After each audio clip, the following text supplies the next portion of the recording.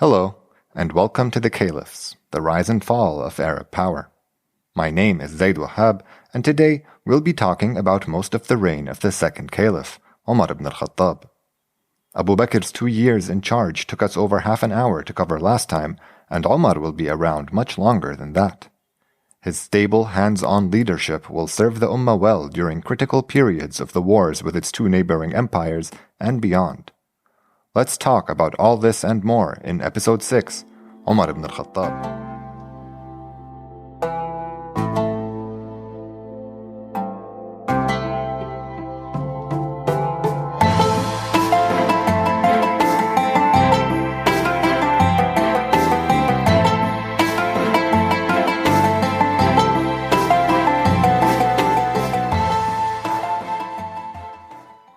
As with Abu Bakr, I want to start with a little about Omar before he became caliph. His clan was not very prominent within Quraysh, and he had a reputation in Mecca for being a tough guy.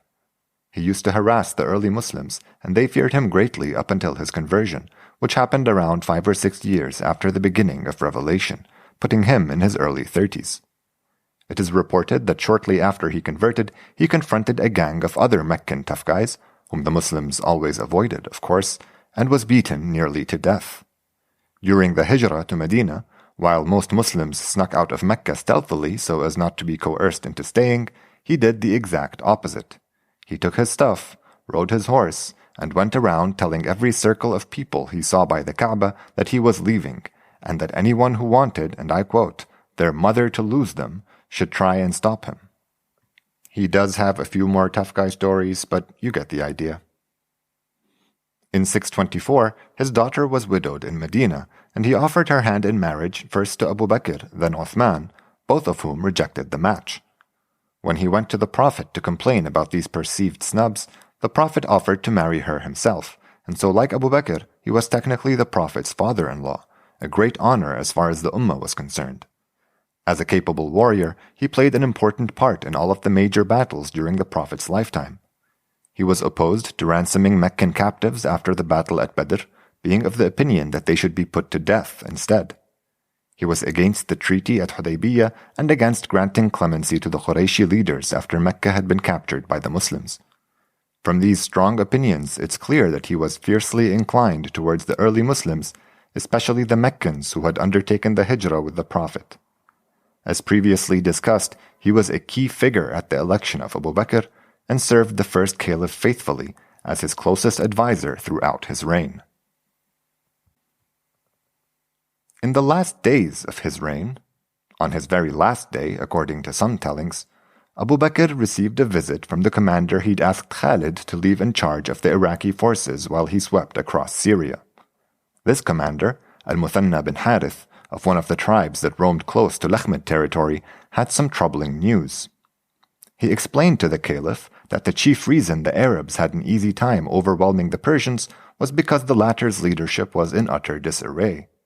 He basically debriefed him on our last episode, telling him that after 6 years of chaos, the Sassanids were finally beginning to unite around a descendant of the last legitimate Shahanshah. The forces the Arabs had overcome on their territory so far were therefore relatively small regional armies. The Shahanshah's generals were amassing a proper martial response to the invading Arabs, and preparations had to be made if the Arabs were to hold on to their gains. Abu Bakr personally asked Omar to send Khalid's troops back to Iraq to reinforce the positions there, and al-Muthanna went around Medina, trying to recruit more men to the war effort.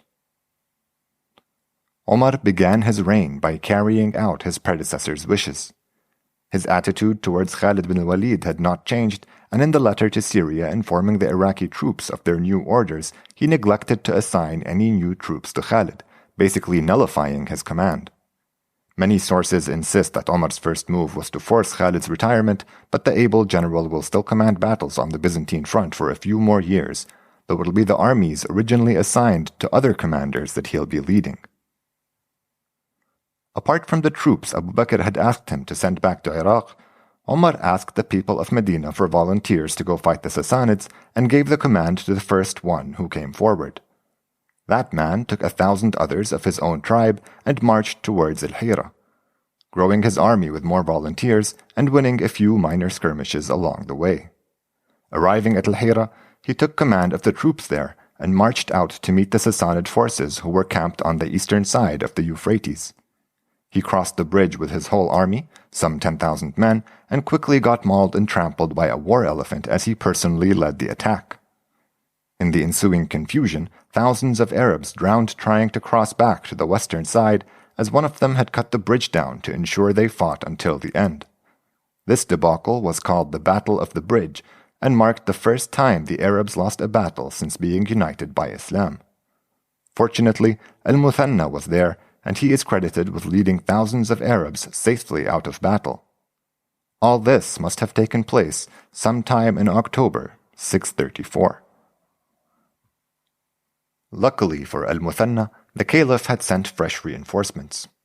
If you recall, Abu Bakr did not allow any of the Arab tribes who rebelled against his caliphate to join the armies invading the empires to the north. Omar had disagreed with the caliph on this policy, and now that he was in charge, he abandoned it and allowed them to join the armies. Some sources even report that he freed all of the slaves taken from these wars, declaring that he never wanted Arabs to enslave Arabs ever again. Seeing the riches being amassed by their fellow Muslims, these tribes were eager to get in on the action. With these forces, Al-Muthanna defeated a Sassanid army at Al-Buwaib, a little north of Al-Hira. There were also a river and bridge involved, except this time the Arabs waited patiently on their side, no doubt still stung by memories of the loss they suffered less than a month earlier. Soon after their victory, Al-Muthanna sent news to the caliph that the Sassanids were almost ready to wield their full strength against the Muslims. In early 635, Omar sent the armies of Iraq orders to retreat to the original borders of the Sassanid Empire and disperse so as not to present a target to their enemy. Al-Muthanna managed this withdrawal, and the Arabs returned to their tribal lands, where they prepared themselves for the war to come. It's time we turn our attention back to Syria and the ongoing war with the Byzantine Empire. The news of Abu Bakr's death and Umar's election came with orders to dispatch the 9,000 or 12,000 troops that Khalid had brought with him back to Iraq. Most sources say this news arrived as the Muslims were laying siege to Damascus, while others placed the siege of Damascus 6 to 9 months later and have the Muslims conquering Palestine instead.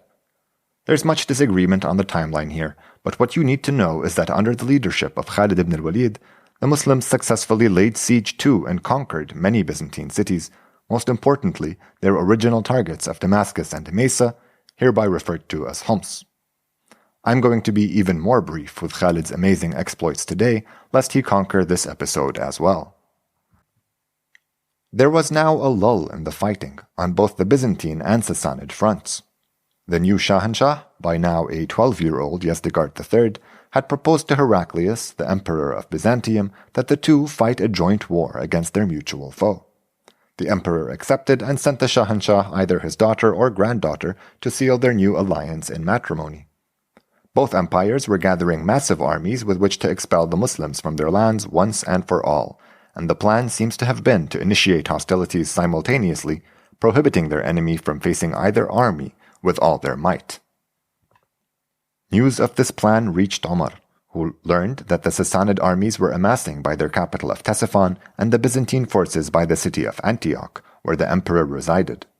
Abu Ubaidah, a man Omar trusted greatly, had been appointed high commander at this point, and he kept Khalid around as a military leader and advisor. When Khalid learned of the large Byzantine army, he suggested the Arabs withdraw to where the desert was at their backs and bring all their forces together so as to avoid being picked off by a larger foe. So once more, the forces of Amr, Yazid, Sharhabil, and Abu Ubaidah were brought under the leadership of Khalid, this time in the south of Syria, a little west of Busra, the ex-capital of the Ghassanids. This must have been in the early summer of 636. Fast forward a couple months, and both armies were camped facing each other by a spot at the river Yarmouk. The Sassanids had not yet begun their offensive, which suggests a delay on their part, most probably for internal reasons. Heraclius therefore ordered his armies to wait until further notice. Seeing the size of these armies, the Arab commanders wrote to Omar, urging him to send reinforcements. The caliph had so far forbidden most of the early Muslims from leaving Medina, considering them too precious to lose in battle and more useful to him as advisors close at hand. Understanding the odds facing both his armies in Syria and Iraq, he sent the veterans of the early Muslim wars to Syria as reinforcements and ordered his Iraqi armies to negotiate with the Sassanids in hopes of holding off their assault until after the Byzantines were dealt with. The Battle of Yarmouk took place in August 636 and lasted for 6 days. It's widely agreed that the Byzantines outnumbered the Arabs, but there is no consensus on the exact sizes of either army. Arab sources give their own armies estimates that range from under 20,000 to over 40,000, while putting the Byzantines at a whopping 100,000 to 200,000. Although the Byzantines did have Slavic, Armenian, and Sassanid armies fighting alongside them, it's unlikely their total rose that high, and modern estimates for the Byzantines range between 30,000 and 80,000 troops, and say the Muslims numbered between half to a quarter of that figure. Despite being told to wait for orders, the Byzantine armies, likely worried by the reinforcements the Arabs kept receiving, decided to attack. They managed to get the better of the Muslims in the first 4 days, and Arab sources have stories of the fleeing men returning to their camps only to be chased away by their women, who shamed them with poetry lamenting their imminent enslavement and servitude in Byzantine households. Other stories of daring, loss, and sacrifice attest to how dire the Arabs felt their circumstances to be. With no real breakthrough after 5 days, however, Byzantine morale must have been low, as the commander of their forces, the Armenian general Vahan, sent emissaries requesting a short truce and the resumption of negotiations, a request that only served to embolden Khalid, who now felt confident enough to lay out one of his battle-changing stratagems. He refused Vahan's offer and later that night sent troops to stealthily secure a vital bridge, the only crossing point out of a steep ravine towards which he hoped to push the Byzantine armies the next day. His plan worked. He successfully routed the Byzantine cavalry, forcing the now unsupported infantry to begin a retreat that led them right into his trap. He ordered his men to take no prisoners, and the Byzantines were decimated. When Heraclius learned of the magnitude of his defeat back in Antioch, he bid Syria farewell and took a boat back to Constantinople. He soon agreed to a 1-year truce with the Arabs so that Byzantine loyalists could vacate their lands. Some walled cities continued to resist, but within 4 years of the Battle of Yarmouk, all of them had fallen to the Muslims. Now that the Byzantines had been defeated, the Arabs had only the Sassanids left to face. The two armies had been camped on opposite sides of a canal west of the Euphrates for months in the province of Qadisiyah, near today's city of Najaf in Iraq. The Muslims sent emissaries to negotiate, and Arab sources tell many fanciful stories about what was said at their meetings with the young Shahanshah and his wise general Rustum, who is sometimes described as Armenian.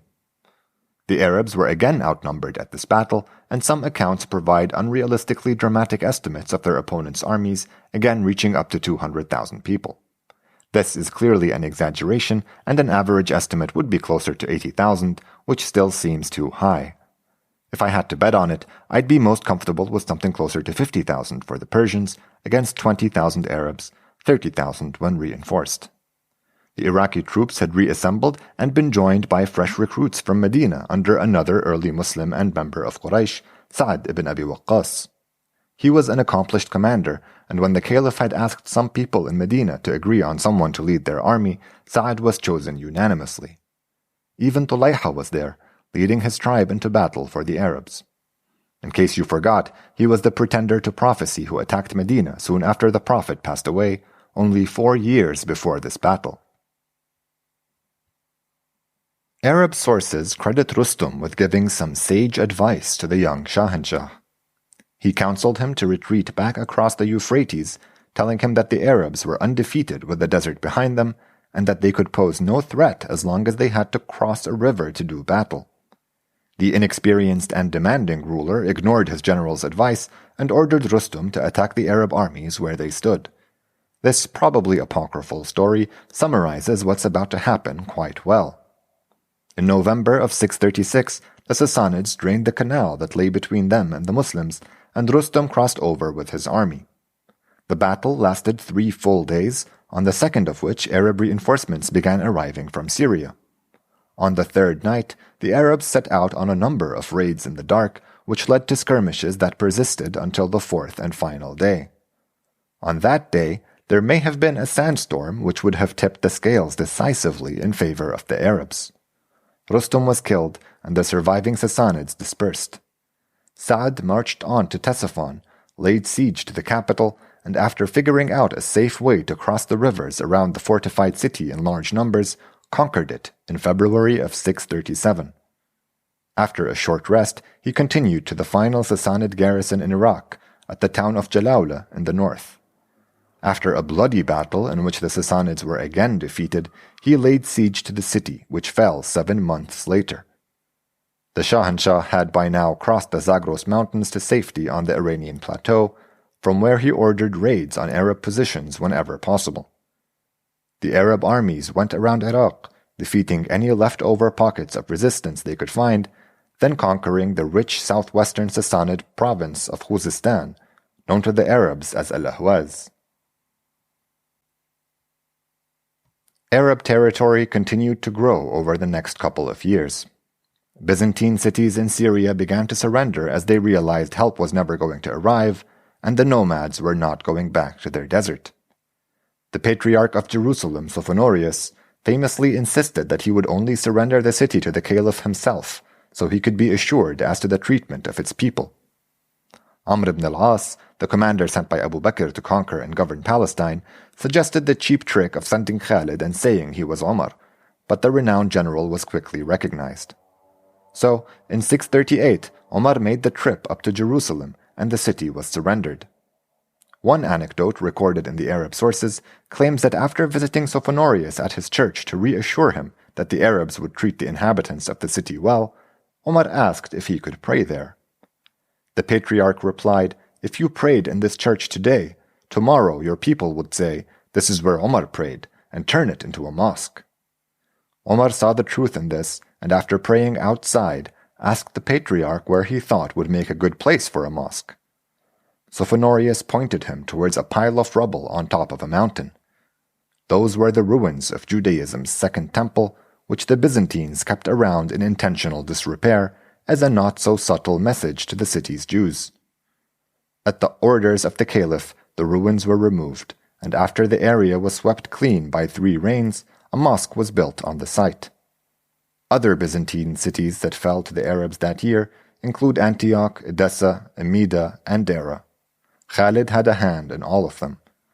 Sassanian cities also suffered the same fate, with the Muslims conquering both Byzantine and Sassanid Mesopotamia, the land between the Tigris and the Euphrates to the north of Iraq, reaching all the way up to Armenia. 638 must have been a dry year, because the Arabs called 639 the year of grayness, in reference to the color of the soil. The drought led to a famine across Arabia, and its tribes flocked to Medina in hopes of finding some relief there. What they found was a caliph who was on it. He had written to all his governors informing them of the dire need he saw around him, with orders to send whatever they could afford. Abu Ubaidah, now governor of Damascus, sent thousands of camels laden with supplies. Arab sources have several accounts of Omar personally going around making sure everybody's needs were met. There are stories of him checking up on Medina's poor at night, of him making bread for 3 hungry orphans, and many, many others. Their accuracy is besides the point. What is clear is that Omar's handling of this crisis greatly surpassed everybody's expectations, and his leadership was widely praised. Later that same year, another natural disaster struck, one that Omar could do little to shield his people from. An outbreak of plague ravaged the Arabs in Greater Syria, leading to the death of over 25,000 of them. 3 of the 4 leaders Abu Bakr had sent to Syria, Abu Ubaidah, Ziyad, son of Abi Sufyan, and Shurhabil, numbered among the dead. The loss of Abu Ubaidah was hard on Omar, who had written to him when he first heard of the outbreak, urging him to return to Medina. The caliph wanted to visit the afflicted territories, but protestations from the people of Medina convinced him that he shouldn't risk it. When the epidemic was over, Omar did indeed go north. He checked on his people and appointed another son of Abu Sufyan as governor of Damascus, Muawiyah. Remember this name, Muawiyah bin Abi Sufyan. He was Yazid's younger brother and had gone with him as part of his army back when Abu Bakr sent him to take Damascus. Yazid was Abu Ubaida's deputy as Damascus and Homs were being governed jointly, and when Abu Ubaidah died, Yazid took over. Therefore, it was only natural for Yazid's deputy, Muawiyah, to assume the position when his elder brother also died of the plague. Muawiyah was de facto governor until Omar confirmed him in his visit, sometime between 639 and 641. Another big occurrence in the year 639 was the resumption of hostilities with the Byzantines, albeit on another continent. Amr ibn al-As is about to take center stage, and as his name is confusingly close to Omar's, when talking about the two, I'll just refer to the caliph by his title. There are so many different versions of the story that the inferred dates of the invasion of Egypt vary by almost 8 years. Basically, Amr had repeatedly requested permission to invade the province from the caliph, only to be turned down time and time again. Just like the Umayyad sons of Abu Sufyan had close business ties to Damascus, Amr ibn al-As had similar commercial ties to Egypt. Maybe it was the plague that convinced the caliph to send some troops out of Palestine, but Amr was finally authorized to take about 4,000 men and march from Gaza into Egypt. He beat a few Byzantine forces and was finally held down by the confusingly named Fort of Babylon in today's massive city of Cairo. It was heavily fortified, and Amr asked the caliph for some reinforcements. The caliph sent another few thousand men, and the fort was taken. The sources agree that the credit should go to al-Zubayr bin Awwam, an early Muslim and a leader from amongst the reinforcements sent to Amr, whom we are going to be hearing more about soon. Al-Zubayr scaled the fortress walls, jumped inside, and unlocked the door, all while being attacked by the defenders. He miraculously survived this suicide mission and had the scars to prove it. The Byzantines were defeated, and Amr quickly established a canton for his troops in Fustat, also a neighborhood in Cairo today. Next, he set out for Alexandria, laying siege to the city in 641 until it fell later that year. There are multiple conflicting stories as to how this happened. Some accounts say there was a bloody battle, and others say the city capitulated peacefully after the Arabs agreed to free all their war captives in exchange for tribute. Amr then split his forces and sent armies west and south. The ones going west into Byzantine territory met with some success as that empire's hold over the continent was seriously weakened by its loss of Egypt. The ones that marched down the Nile into the Sudan were soundly defeated by a Nubian kingdom called Makuria. The Makurians apparently made amazing archers, and they taunted the Arabs by telling them where their arrows were going to hit them before shooting. 6 years in, and it's hard to find anything to complain about in Omar's leadership. He helped the Arabs survive several potentially catastrophic scenarios, and he should even be credited with some of the success their armies met in war against the empires. Though he rarely left Medina, the sources make it clear that he was notoriously hands-on when it came to the command of his armies. Asking his secretaries to transcribe orders to be sent to his commanders seems to have been a daily affair, and there are even stories of him waiting impatiently outside Medina for news from the front. As we'll see next episode when we discuss the rest of Omar's reign, he was as active in policy-making as he was in martial affairs. With the Byzantine Empire now on the defensive, we will finally get a break from all that warring and focus on the extent and importance of the policy changes made by the second caliph. Unlike his predecessor, the caliph did not shy away from making bold changes when he found them to be necessary. Join me again next time for more about Umar ibn al-Khattab on the caliphs, the rise and fall of Arab power.